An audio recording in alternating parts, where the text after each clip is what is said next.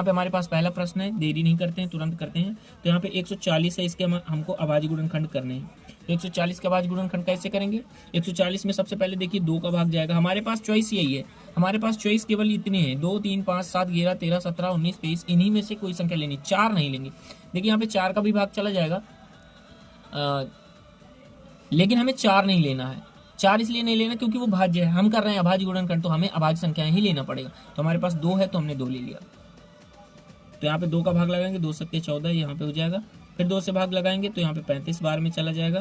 फिर यहाँ पे देखिए 2 से भाग नहीं जाएगा, तो यहाँ पे 5 से भाग लगाएंगे और 5 सत्ते 35 हो जाएगा। 7 से भाग लगा देंगे तो 1 आ जाएगा।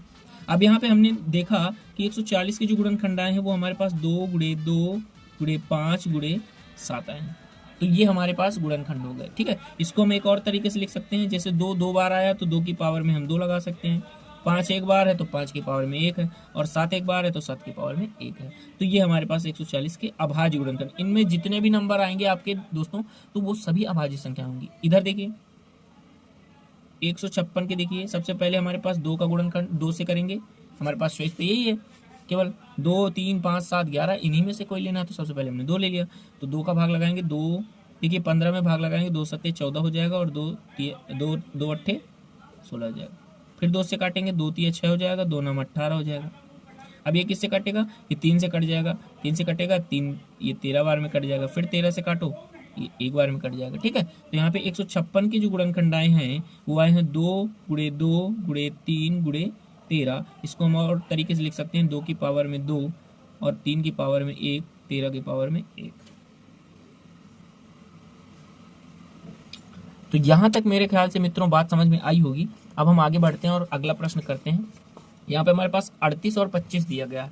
यहाँ पे 38 और 25 दिया गया है, इसको हम लोग करते हैं 38 25। तो यहाँ पे 38 और 25 के गुणनखंड करेंगे, 38 25 के गुणनखंड करेंगे। तो कैसे करेंगे? सबसे पहले देखिए मित्रों, यहाँ पे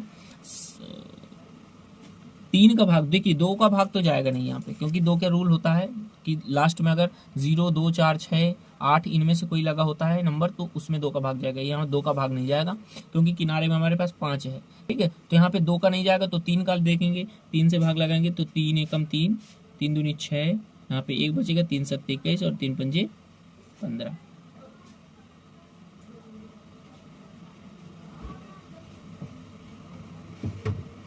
अब यहाँ पे देखिए मित्रों, फिर से 3 का भाग चला जाएगा, तो 3 चौक 12 होता है, 3 दूनी 6 और 3 पंजे 15। अभी भी देखो 6 और 9 6 15, अभी भी 3 4 2 6 6 5 11। अब यहाँ पे 3 का भाग नहीं जाएगा। ठीक है, तो इसके रूल होते हैं, आप